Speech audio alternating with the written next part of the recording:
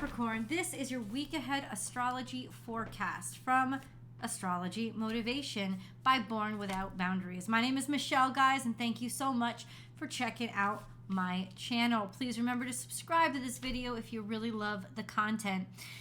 Capricorn, what I'm going to do is I'm going to start off with the very broad-based points of attention, like the things that you need to pay attention to this week, because this video is going to cover the main transits and aspects that are going to be directly impacting your natal sun. And how do I know where your natal sun is? I don't, but you will know. And when I'm talking about where your natal sun is, I know it's in Capricorn, but what degree of Capricorn does your natal sun sit on?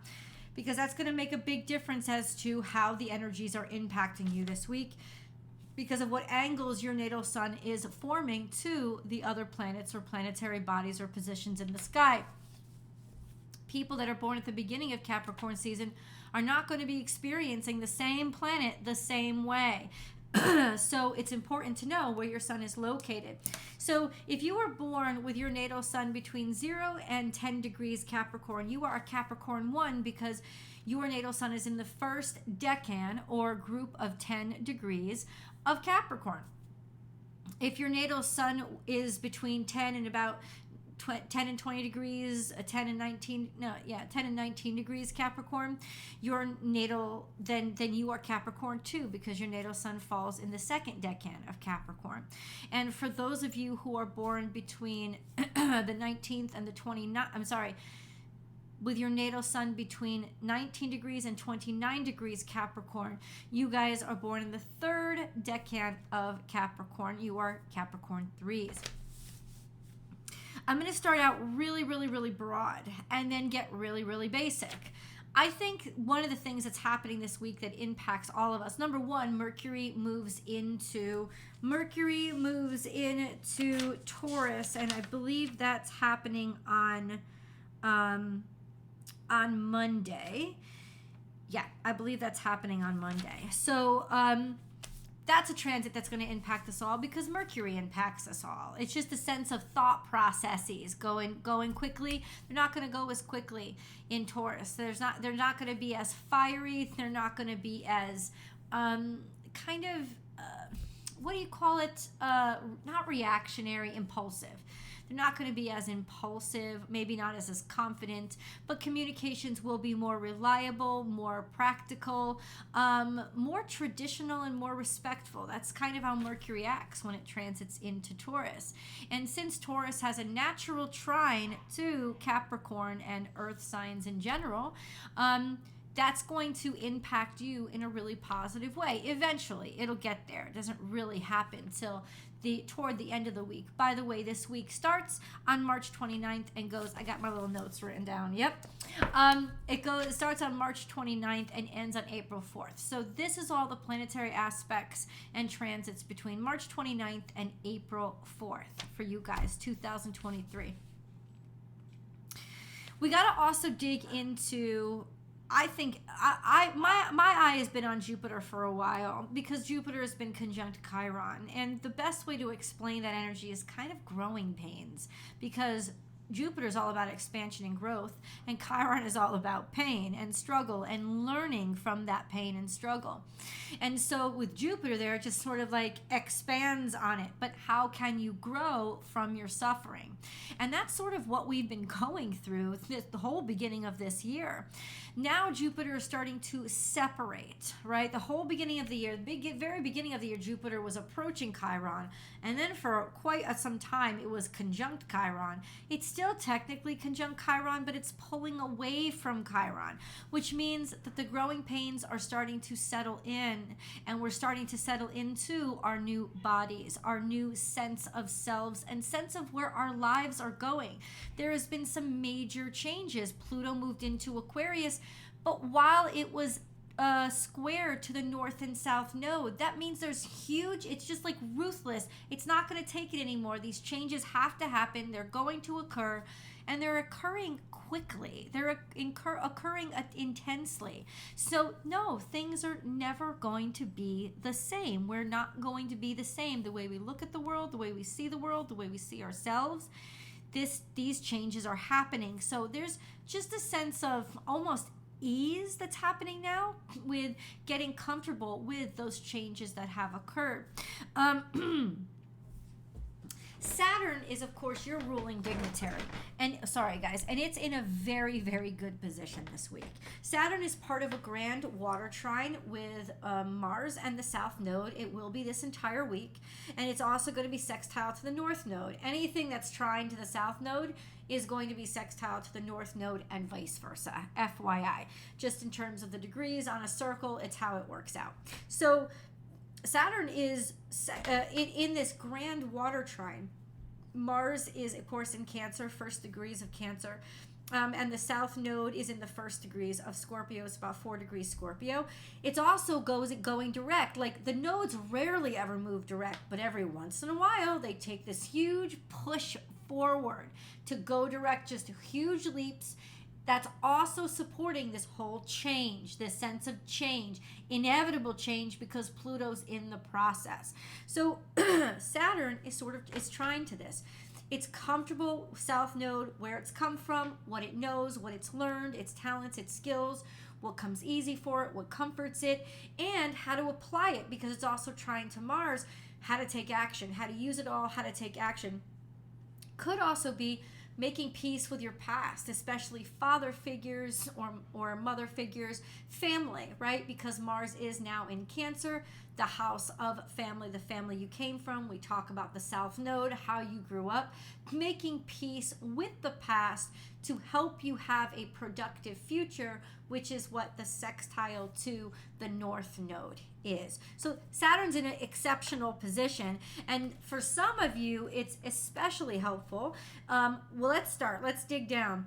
Capricorn ones, your natal sun, being at the very, very beginning of Capricorn season, you guys would be the December Capricorns, right? You'd be the Christmas time Capricorns. Your natal sun is sextile to Saturn, which is your ruling dignitary in Pisces. This is a very beautiful energy. You know, it's a sense of when your natal sun is sextile to Saturn, there's nothing you can't get done. There's nothing you can't fix, solve, or do. Your work ethic is on point, and you will achieve. This is opportunity that will last, opportunity that will lead to lasting results. So this is a blessing that you guys actually get to enjoy for this whole year, because Saturn will basically be in the first decan of Pisces for the whole year. Yes, it retrogrades a little bit, but basically for the whole year until like February of next year. And that means it's sextile to you guys for this whole year. So this is a great year of moving forward with your career, taking those opportunities, setting your mind to something, and having really beautiful, lasting results. This is a blessing. You are also, your natal sun is also trine to the North Node. Trine to the North Node is pretty darn good, right? There's a sense of harmony with where you're going, and harmony and happiness with what your life is going to look like and has been looking like, and where you're headed, and like comfort with discomfort. There's no discomfort. There's a natural sense of flow and curiosity toward like feeling good that you're growing up, feeling good that you're maturing, feeling good about the changes that have happened in your life, or finding a peace with them. That's a very nice energy. And then you have the contentious energy, which is it's you guys, since you are Capricorn one, directly across from Mars, which is in Cancer one. Your natal suns are in opposition to Mars. What does that mean? An opposition to Mars means you can act on impulse, you can say things on impulse, you can be very reactionary, very angry, very impulsive, very reactionary, and very almost paranoid when it comes to quick to anger and quick to take things personally. So with oppositions, there's a grind there, and it's gonna last for a little while, a couple of weeks. Just this sense of getting things done, maybe even tension with your family and the way that they get things done, or family in general and your obligations to them could bug you for the next couple of weeks. Definitely the next week, that opposition is going to be there. It won't last forever, and it won't last that long, but just try to, before you pop off, take a few steps back, maybe take a breath, whatever you can. things just might happen. And I gotta say, I think you guys can absolutely handle it with the other blessings that you've had. But listen, just watch out. Don't take any crazy, especially physical chances with an opposition. When your natal sun is in opposition to Mars, don't take any physical risks, because that could really end up in injury and serious injury. FYI. And with Cancer, with Mars in Cancer, it is probably like chest area or stomach area. So you could cause a great deal of tension and stress. Yeah, like in that upper digestive tract or the chesticles, like that could be where you take the injury. But ultimately, wherever it is, it's not going to feel good. So I would say just watch how much weights you lift, or how hard you try to push yourself with things that you lift. Or if you're lifting things around the house, you could easily rip maybe a pectoral muscle or something like that, because you just want to get things done, want to do it. Yeah, just kind of breathe out and exhale, and before you make any quick decisions, especially when a lot of emotions are involved. Capricorn 2s, are you ready? And yes, you should absolutely listen to the whole video, because I've gotten all these comments beneath the videos that comment on the fact that people are relating to the decant right next to them. And so it's like, yeah, because especially if you're close to it, your birthday falls close to it, that's what's going to happen. So it definitely behooves you to understand what's going on with your entire zodiac sign. Decant 2, so Capricorn 2s, there's a lot of tension here. So this would be Capricorns that are born beginning of January, first week and a half of January. Your natal suns are square to Chiron, which they've been for a while. So definitely tension, maybe aches in the bones, learning through rehabilitation, having to rehabilitate a feeling of not feeling good enough, or challenging yourself, or your self-value being challenged. This is something that you have been dealing with for a while, because Chiron has been mid-Aries for a while. It has not always had Jupiter on top of it, though. For the last, I would say, month and a half, it's been pretty intense for you guys, because Jupiter has been quite gaining on Chiron and then conjunct to Chiron. So it's exacerbating all of this.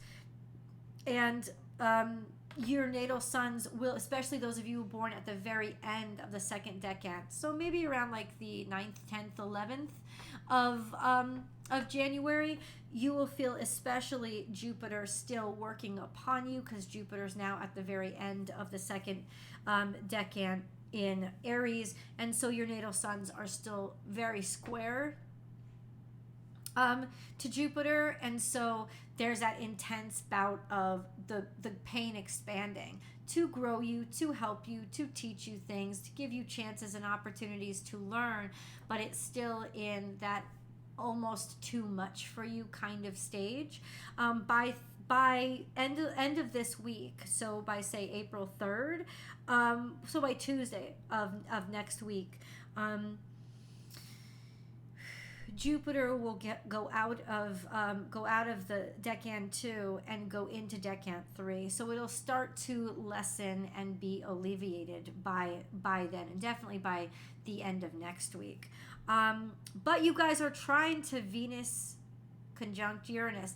This week, Venus is conjuncting Uranus, and that's going to impact everybody. But you guys, your natal suns will be trine to this conjunction. This is a strange conjunction. It's going to make you act weird. It's going to make you want to act impulsive. It's going to make you not just impulsive, rebellious, like specifically rebellious, a sense of, I don't want to do the same things I want to date the same person, or I don't want to, maybe I'm not interested in my spouse right now. There's just this sense of, I don't want to make money the same way. Like anything that has to do with Venus, what I value, your value will change. I don't want to look the same way. It's really not a good time to change your looks, especially anything permanent, during a Venus conjunct Uranus, because people are a little bit too experimental and a little too out there. And if you make permanent changes during this conjunction, you're not going to like it for very long, because it passes in about a week. So understand, don't make any permanent changes to your looks. But you guys, your natal sun is trying to it. So it seems to be more playful and fun and offering you more of a sense of peace as opposed to warning or challenge. So I would say it could be a pretty great time, a time where maybe you start to look at yourself in a different way, look at your capabilities in a different way, and appreciate yourself in a different way that surprises you, or you meet people that surprise you and they appreciate you in ways that the people that are in your life now don't appreciate you. Accept it, enjoy it, and let it go, because it is a passing trend. But it doesn't mean it can't make your heart happy, right? That's a good thing. And this is going to be in effect till Monday of this coming week. Now, on to Capricorn 3s. You guys are conjunct Pluto, and you will be conjunct Pluto for a while. So honestly, there's still a lot of change going on in your life, and that change has only just begun. Capricorn 1s are just feeling the real relief right now of Pluto having passed them years ago. And I think Capricorn 2s, especially early Capricorn 2s, things are finally starting to settle down for them, right? But there's been so many changes that have occurred, and they're just, that wave is really just hitting you guys now. Especially those of you at the very end of Capricorn season that just had Pluto sitting on you for quite some time. It's moved into Aquarius, so it's coming at you from another direction, but it's still conjunct your natal sun. So understand that these changes are going to occur at this point through community, through friends, through social issues that maybe you never cared about before, getting involved in these issues, defense, justice, and maybe even some major technology. So these are just changes that are going to directly impact your life and even your sense of power and authority over your own world. So get ready for that over the next year. But more immediately, your natal suns are going to be trying by Monday, not until Monday, but by Monday, you're going to be trying Venus, because Venus is dropping into the third decan of Taurus.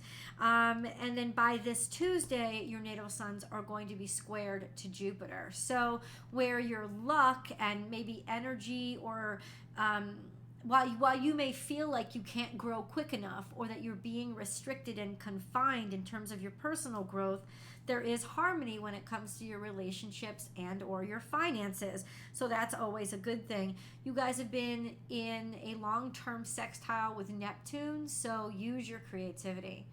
Use your dream world and use your psychic abilities, use your intuition, because it will offer you opportunities and insights that you can absolutely trust, because that sextile is a trustworthy aspect. So let's wrap it up, guys. I love you so much. And I do hope that you'll come over to Born Without Boundaries Tarot and watch the Capricorn Week Ahead Tarot card reading.